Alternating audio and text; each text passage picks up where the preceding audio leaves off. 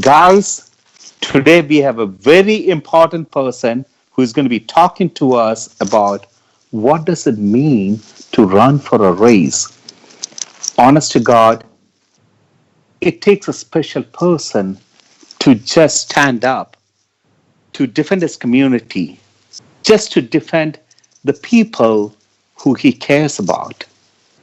And sir, I just want to say thank you to being on the video chat with us today, Well, thank through especially during these hard times.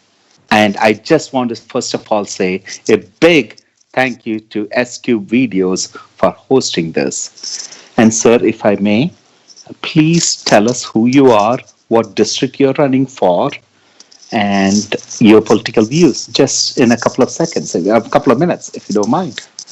sure. My name is Darren Hamilton. I am running for Congress to represent the people of the 24th District in Texas. That's an area that is just northwest of Dallas, between Dallas and Fort Worth. It's a pretty large area, and so there are a lot of people here. Um, the person who currently represents this particular area has decided he is not going to run for re-election, which opens up the seat. And so I decided that in order to represent people, that I should go ahead and try it. Somebody once told me that I should run for office because I talk about this all the time, but I've never run for an office before. So, Okay, that's a great start to this, sir. And given that the S3 Cube is an Indian show, I, I, I could ask this later, but I could ask this now too. So I'm what just going to ask, do you love curry? actually, there are certain types of curry that I really do. I had a friend of mine who was Pakistani, and Okay. he tried to take me over to a Pakistani restaurant, and their curry and the Indian curry are ones that I kind of like. Once you start getting over into like Thailand or any of those Thai spices, those are a little bit Indonesia. Yeah. Yep. Indonesia. Yeah, those are a little bit too much for me. Okay, that's good. You're in the perfect place right now, sir. And no, absolutely. First of all, I want to say thank you because you are standing up to the people in your district and you're running for Congress. That takes a lot from your personal point of view, from your family, from what you've done. And looks like you have not done this before. You've not run for an office before. So that takes a lot. I can relate to that because I've run for office too. So if I may ask you, sir, what was the pivotal point? Why? What was it that made you say, "Oh, Darren, come on, you should do it"? I'm sorry, I call you Darren, sir. That's fine. Call me whatever you Yeah, like. yeah. No. I just want to say from your inside of your soul, what Mhm. made you do it? What was it? Well, the first part of it had to do with what I mentioned before. The current office holder has decided he's not going to run for office. The next part of it was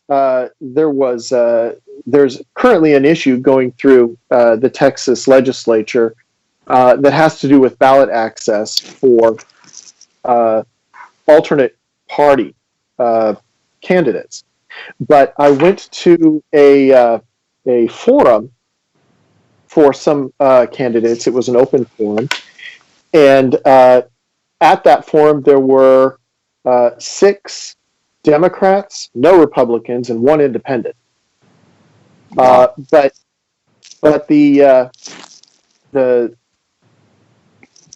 I guess you could call them the potential nominee, Democratic nominee, said Sure. something that really set me off on this path, and it's once I was able to declare my nomination or declare my intent, then the rest of the process, all of the chips sort of fell in place. That is awesome. That's awesome. And honestly, that is goodwill for you, sir. Oh, thank you. No, that is certainly goodwill.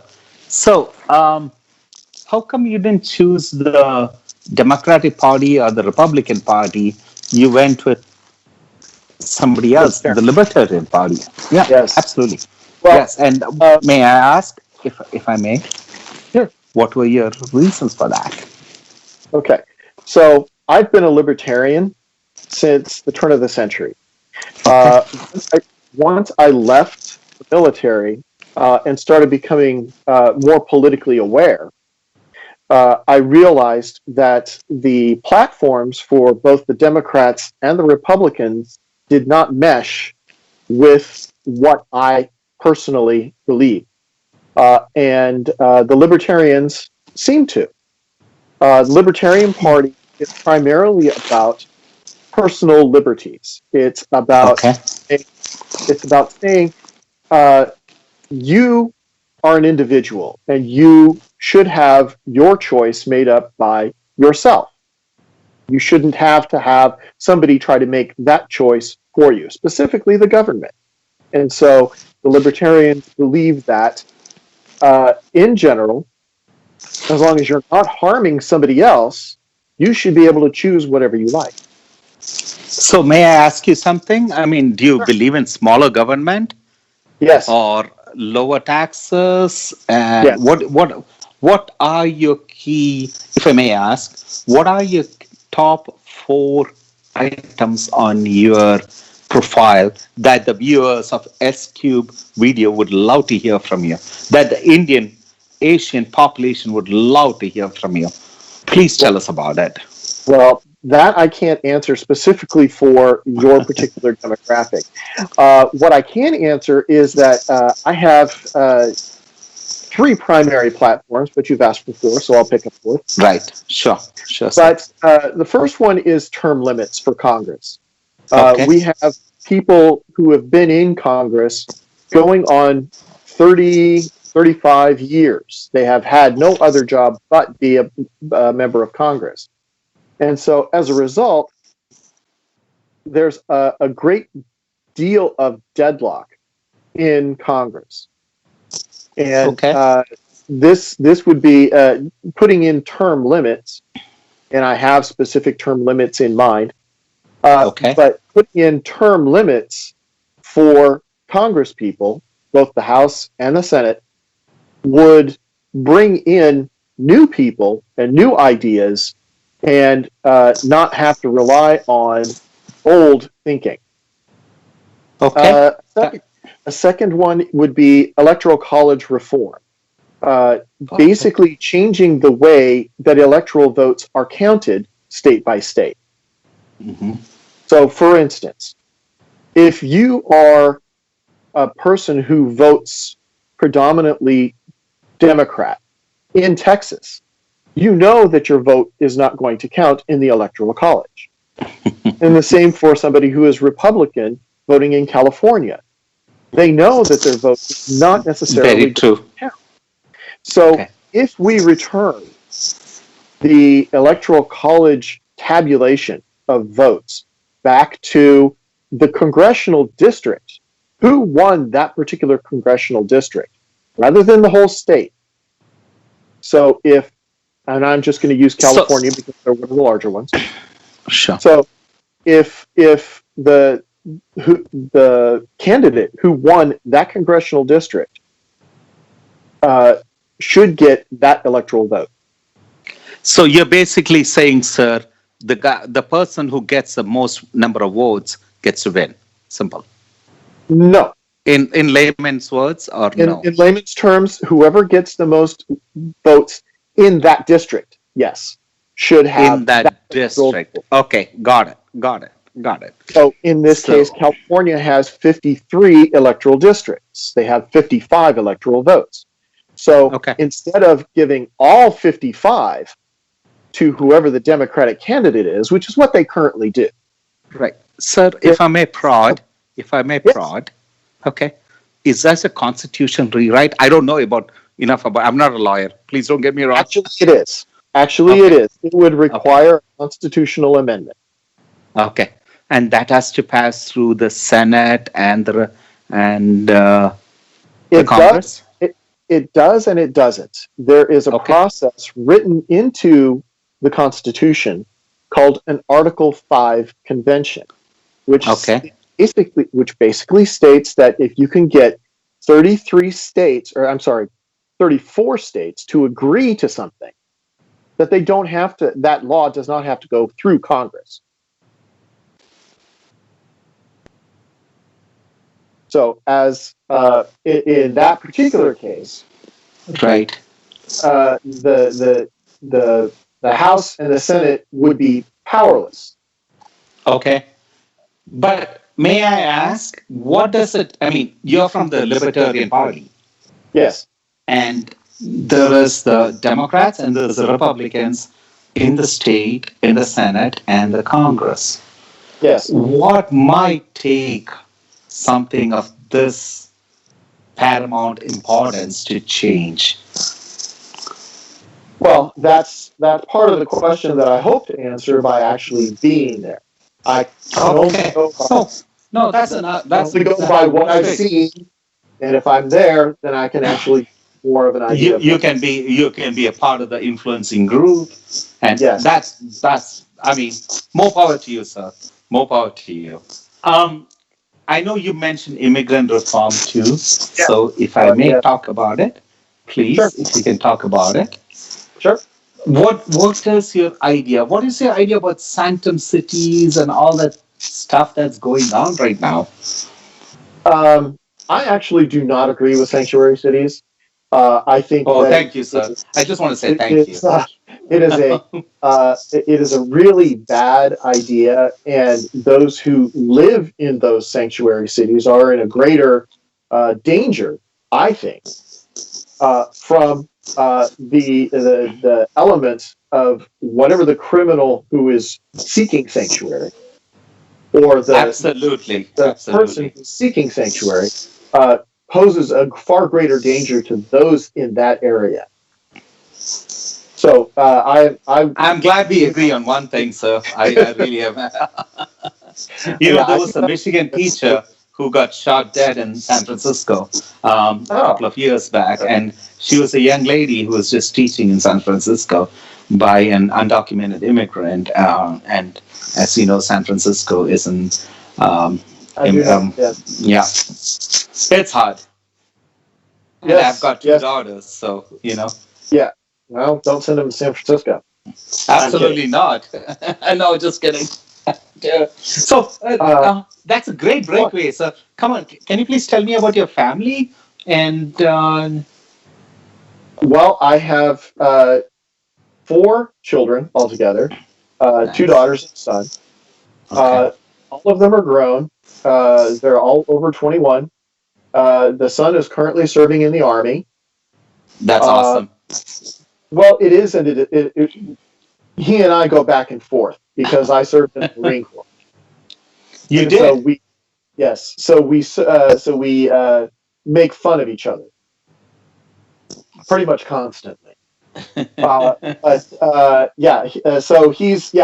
it's great. He's currently serving in the Army. I think he has probably about 6 more months on this particular on his term of service, and I personally don't know if he plans to re-enlist. The rumors that I hear is that he doesn't plan to re-enlist. Okay.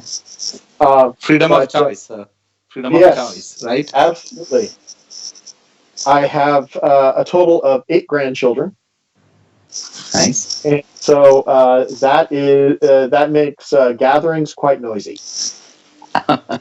So from a Marine, what is it? What's the call? I forgot the call for Marines. Call. The call, the Marine call, right? There's a. The few the proud. The few there the you proud. go. To the proud. From there to Army. So that's two different backgrounds too. Well, yes, but he decided on the Army because he couldn't, the field that he wanted to go into, Okay. there was only the Army or the Navy available for that. Oh, He's in the okay. medical field. Fair enough. Okay. He's in the medical field. So he Is he a didn't want to Med go. Corps or? I'm sorry. Okay. Is he a part of the Med Corps? Uh, yes and no. He's more in the psychiatric area. That's nice. We all need that help. Yes, some of us. No, I'm just proud of you, sir. Honestly, because I was in the Indian Army Corps too. So Oh. I grew up when I went to an Indian Army school from 6 years to 15 years old. So that's no, sorry, not 6, 9 years to 15 years old. So that's the only reason I mean. No, that's. I mean, if every armed force, irrespective of the country, they instill some certain values into you. Yes, And been my experience as well. yeah, irrespective what you believe in later on in the world and things like that, they have a way of instilling some certain basic fundamental values to you that people don't change. And I'm not being a talk show person right now. Sorry. No, I'm just being a person, you know.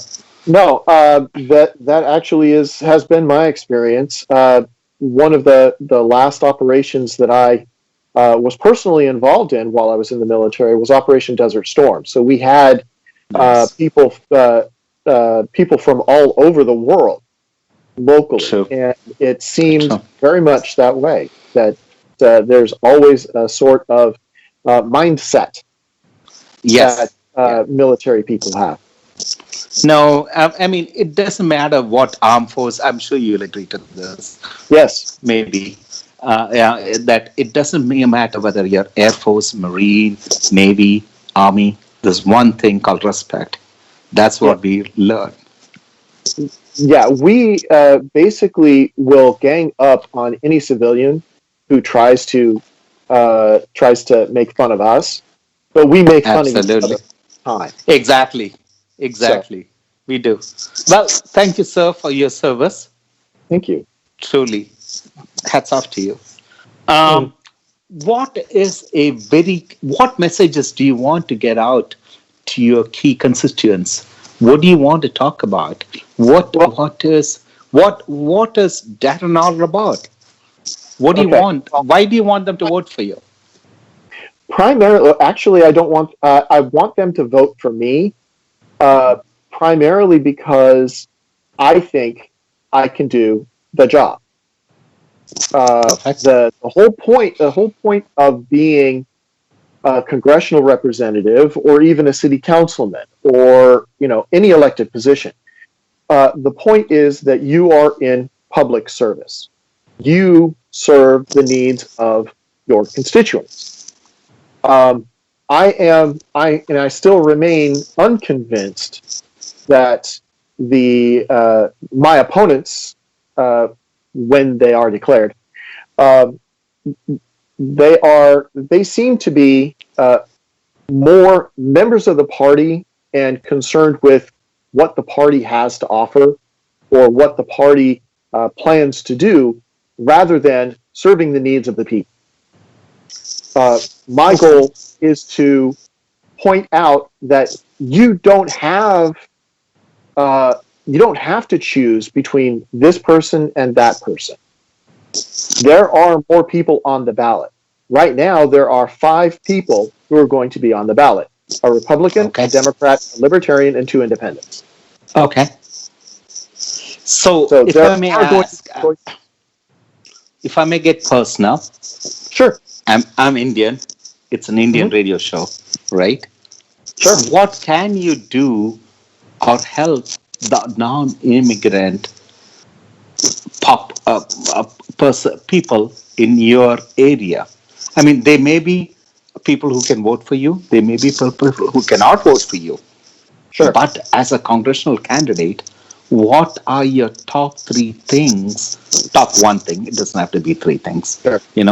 What could you do for us? Yes, in this scenario, exactly. There's a lot of things going on with immigration because H1 people are getting thrown out of the country. The families who are being split. There's people who cannot come in. There's the visa thing. There's like a lot of things. I mean, I cannot even start talking about that. So part of the immigration reform that I intend to put forth, if Americans, and this has been a concern that I hear often enough from certain Americans, if Americans want immigrants to enter the U.S. legally through legal channels, right? Absolutely. Then the immigration laws and the reforms of those immigration laws need to address making that legal channel more reasonable, fair, and more accessible to potential immigrants.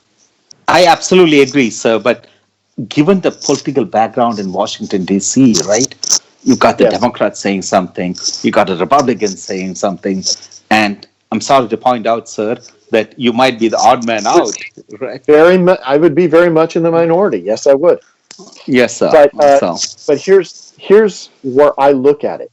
I may be in the minority, but that also means that I don't have to follow a party line. I don't have to follow I love it. I love it. I love that you just said that. Which means that I can take the best from this group and the best from that group and put them together and say, here's a compromise. Let's work with this. And then I can get those people who might be on the fence, who work in that group or in that group, and who might be on the fence and say, I agree. We're a little bit confused. So I love a person who follows his heart. I'll just say that. Sure. Thank you. Thank you. Sir, we are almost coming to the end of it. I don't know. Okay. But what key messages would you love to send out to your electorate? The first message that I would like to send out is there are more candidates than what you're being told. Don't let the media tell you who to vote for. You make your own choice, and if you think I am that candidate, vote for me.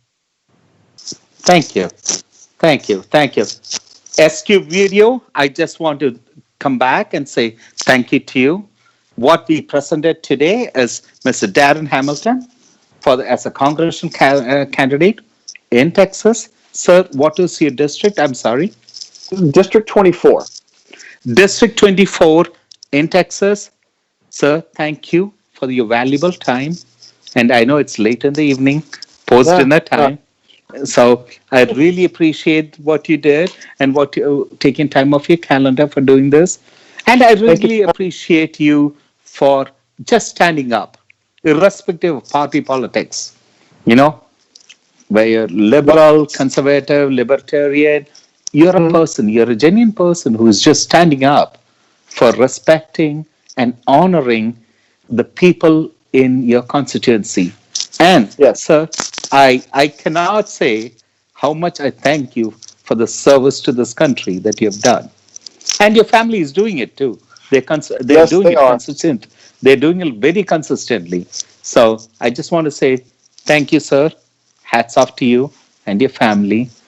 And I wish you the very best in your race. And have a wonderful day, sir. Thank you. Thank you for having me. Of course.